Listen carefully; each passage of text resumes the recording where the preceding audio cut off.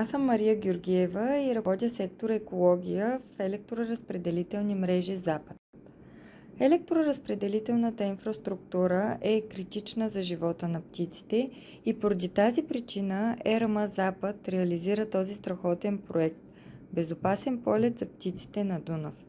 Целта на проекта е да обезопасим 1200 от рисковите стълбове, които се намират на територията на 6 специално защитени зони от мрежата Натура 2000.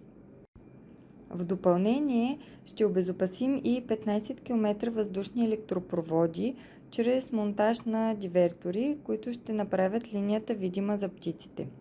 Всъщност с тези мерки ще допринесем не само за опазване на застрашените видове птици, но ще подобрим захранването на нашите потребители, ще повишим обществената ангажираност и съответно задоволството на нашите потребители.